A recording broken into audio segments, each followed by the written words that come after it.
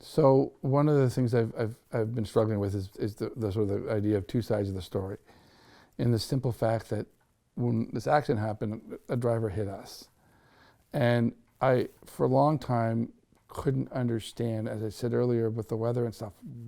Why did he hit us? What happened here? We assume it was texting, so it was an error in judgment.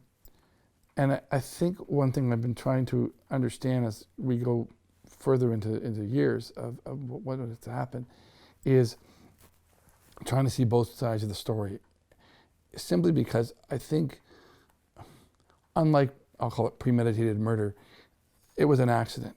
And while I'll never forgive the gentleman, and definitely won't go out for a coffee and donut with this gentleman, I know it was an error in judgment.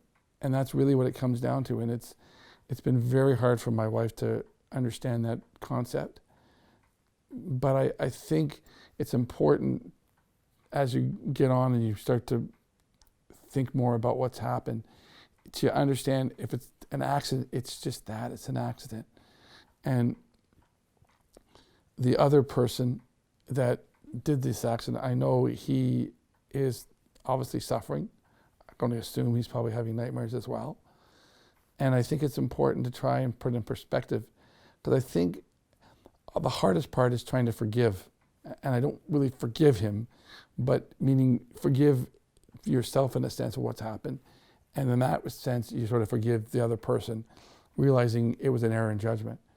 That has taken some weight off my mind in some ways, because now I can I still have difficulty thinking, did I do the right thing? Did I swerve the right way? Did I do this right? Did I do that right?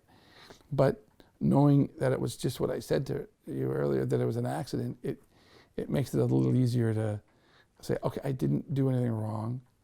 I would give anything to go back and change it, obviously, in a heartbeat. I still wonder why she died, not me.